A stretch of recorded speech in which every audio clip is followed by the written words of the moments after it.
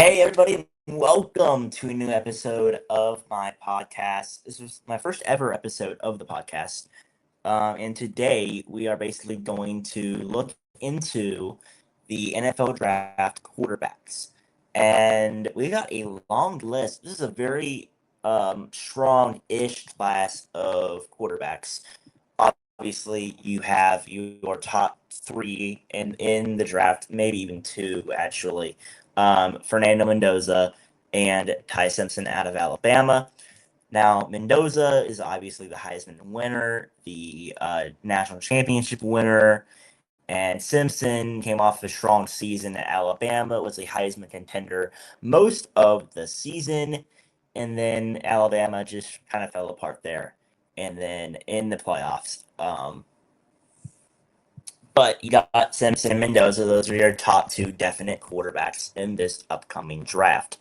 Next Thursday, I might add, you might want to tune into my live stream coming up here. We'll probably be going live. I think it starts at 7, so we'll be going live shortly before that, about 15, 20 minutes before, for our pregame coverage.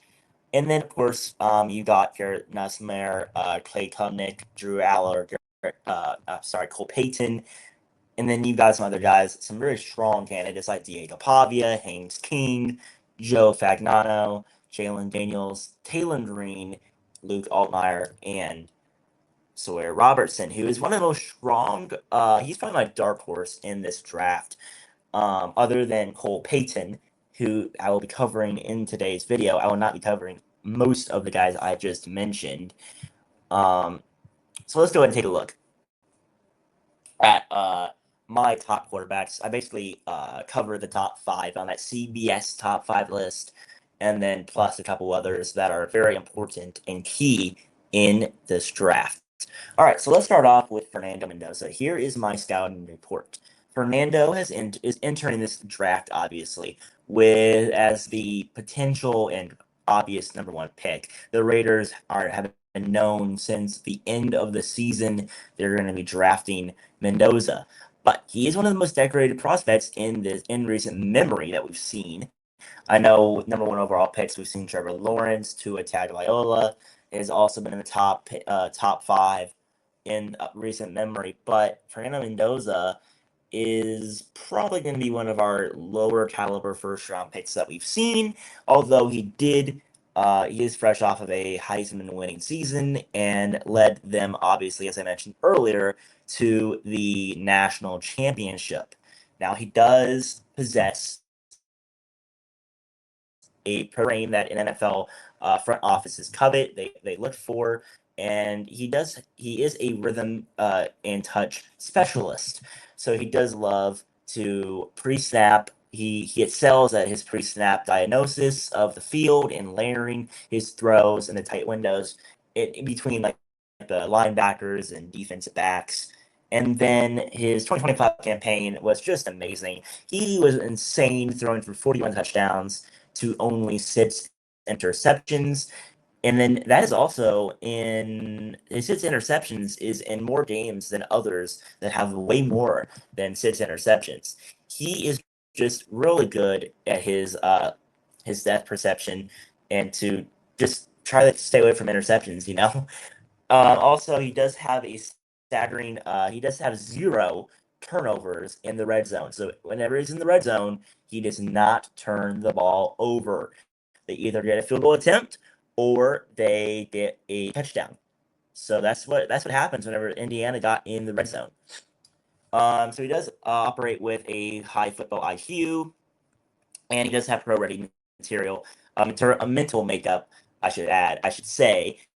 Although the Raiders did just sign Kirk Cousins, so we will see if Kirk starts and mentors Mendoza, or if Mendoza will start and Kirk mentors him as his backup. All right, so that is basically his upside. Now here is his downside. Stouts remain, from what I've read on the web, Stouts have remained divided on whether his ceiling matches his historic production. He is a gritty runner. He is not afraid to lower his shoulder, as we saw in that Miami National Championship game versus the Hurricanes. Although he does lack his explosive off-platform playmaking ability seen in his other dual threat stars. Now, his arm strength is considered solid, but it's not like near the top of the NFL caliber, obviously. But it could be. There is room for improvement in his arm strength. Now, he does have a lack of zip on deep outs and vertical shots, but there are also questions regarding on how much he benefited from the Indiana RPO heavy scheme there, and whether he can maintain his composure um, when the pocket collapses, which the Raiders might have that happen a lot, which might be good for Kirk Cousins to start and teach Mendoza how to stay composed in that situation. Now, his combination of his size, accuracy, and his championship pedigree does make him a front runner for the 1.1 spot, the number one overall spot in this draft. So, what do you think about Mendoza? Give me a comment down below of what you think about what Mendoza is looking like. All right, now let's take a look at the second best quarterback in this draft, in Ty Simpson.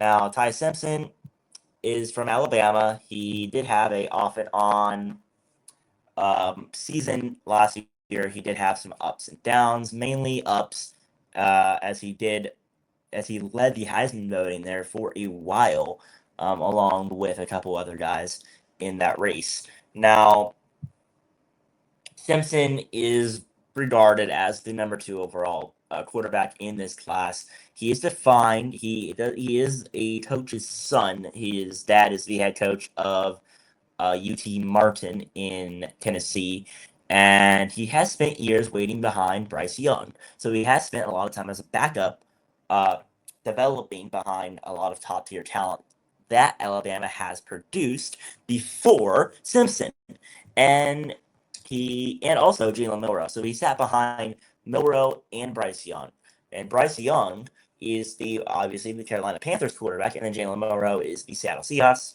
starting backup quarterback behind Sam Darnold, as we know about that. So Simpson did flourish in his lone season as a starter in college, and he does have eligibility, but he decided to come into this draft, and he is the number 2 overall quarterback in the draft. So he did throw for over 3,500 yards and 28 touchdowns. He did lead Alabama to a CFP appearance, and I've read the scouts have touted his. They've also touted and raved his flawless work in his post snap progressions. I'm sorry, I'm butchering my pronunciations right now. Also, he does operate effectively in rhythm. His accuracy is a short to immediate game, so it is one of the best in this class. And he has also shown clutch features in high pressure road environments. So that is key to being successful in the NFL, as road environments are very stressful for these quarterbacks. Also, here's some downsides to Simpson. The primary concern that I've heard is his lack of starting experience. He only spent 1 year as the starter in Alabama. He only has 15 starts to his name in college. And he is viewed more of a developmental project more than a starter day 1, week 1 of the season. So he did have a late season slide, as I mentioned prior, and it has raised questions about his durability. And his arm strength is considered adequate, but it is not like the best arm strength in the class. He does occasionally struggle with his deep ball velocity that I've watched in his film. He has had enough ability to extend his plays, but he does have a tendency to take a lot of sacks when the pocket breaks up rather than throwing the ball away. And he does offer some upside for a high IQ player for the Cardinals or the Jets, who are in that top 20 that they can draft him in. He also doesn't need a redshirt year, so a year without playing, just being a backup and basically watching the starters to refine his passing mechanics. All right. What do you think about Ty Simpson? What are your thoughts on my take, or what are your thoughts on Simpson? Please comment down below. All right. So third, we got next up we got Cole Payton. He is from North Dakota State, so we got an FCS quarterback coming in now. North Dakota State is moving up to the FBS, but Payton is coming out now, so he would never play in the FBS. But he is looking really good. So he has emerged as the small school sleeper of this draft. He is the number 3 quarterback in this class as well, combining his elite physical tools, and he does have ultra efficient seasons at North Dakota State. He is standing at 6'3". He is a powerhouse athlete. He did clock a 4.56 second 40-yard dash in the combine. He does have a aggressive physical running style. He did set the Bison record for pass efficiency and yards per attempt, showcasing his cannon arm. He does have some really good downfield strength as well. So he had scouts have enamored his big time throw rate and his ability to create outside structure. He does often draw comparisons to Josh Allen or more refined Trey Lance. Trey Lance also came out of North Dakota State, and he was like the number 3 overall pick to the San Francisco 49ers about 4 or 5 years ago. And now some downsides is his limited resume. He only spent 1 full year as a starter in a run-heavy offense at NDSU. Now, he does have a sample size of true drop back passing. It is relatively thin, so it does not have a big sample size of his true drop back passing. His mechanics can be a bit arm dominant, and leading to a snap to throw time of 3.33 seconds, which is one of the slowest in the country. So that might need to be polished up a little bit. Also, his lack of polish shows up in his spotty downfield accuracy and a tendency to have a hero ball. Now, he trusts his arm too much, and he forces throws into some dangerous windows. He is a high upside project that can go high as the second round. He will probably require a patient coaching staff in the NFL, and before he's ready to handle the speed of the NFL secondary. So he does need to basically work on that hero ball tendency in the ball in the tight spaces. All right, what are your thoughts on Cole Payton? Please like and comment down below. All right, now number 4 on the list is Garrett Nussmeier. He enters the draft as the wild card of this quarterback class, a pure gunslinger. He has fluctuated. His stock has fluctuated widely due to his injury-riddled 2025 campaign. When he's healthy, he does operate with a fearless mentality. He boasts a compact release and the ability to drive the ball in the tight windows with multiple arm slots. Now, he has been limited to 9 games in his final season at LSU. He managed to complete over 67% of his passes for nearly 2,000 yards, so just a little bit less than 2,000 yards. He has proved efficiency when he can actually stay on the field. Now, his standout performance and his MVP honors at the 2026 Senior Bowl served as a vital reminder that he can possess the high-end arm talent and a clutch factor that is necessary to lead a pro-style offense. Now, some downsides to him is his inconsistent decision-making and a perceived lack of elite physical durability. So he does have a flamethrower mentality, if you will, that leads to some turnover-worthy plays that he can make. He does tend to trust his arm a little too much when testing some closing windows in the secondary or whenever he wants to throw under pressure. Now, some scouts have noted that he has had regression in some pocket ploys during the 2025 season. He did occasionally rush through progressions and struggle to sense some backside pursuit, likely caused by the abdominal injury that he played through during that time. Now, he does have some off-platform playmaking that is impressive, but his lack of the high-end utility and history of health setbacks have pushed him into day 2 conversation. All right. And Cade Klubnik is going to be number 5 on the list. Now, Cade Klubnik enters the draft as one of the most polarizing prospects in the class. He has experienced a huge statistical peak in 2024. Now, he has followed that with a regression in 2025. He is a smooth operator who has excelled in a spread tempo based system at Clemson. His calling card is his lightning quick release and the ability to distribute the ball with touch and anticipation in the short to immediate game.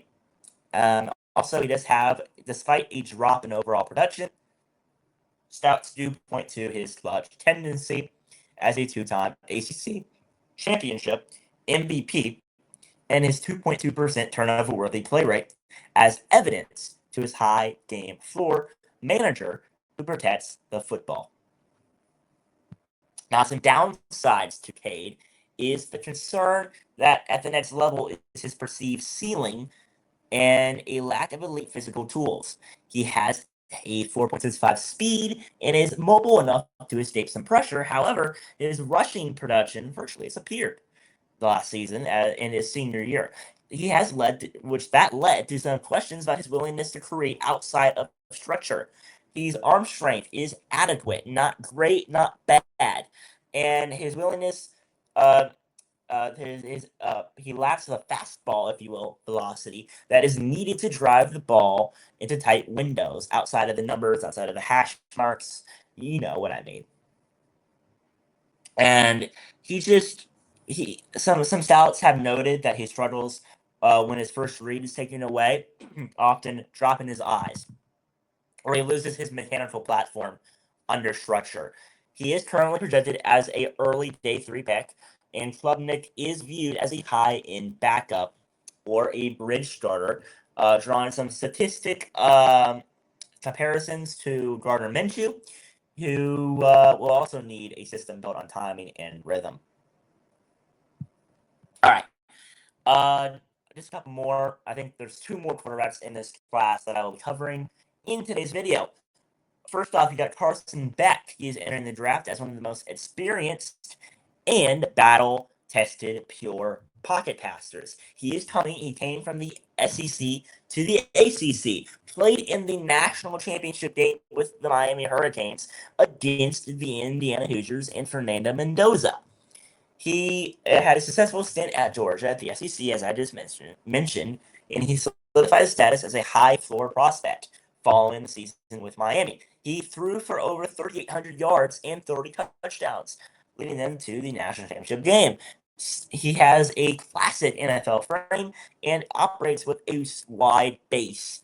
He has stouts loud. His ability to work through some full field progressions and manipulate safeties in the downfield with his eyes.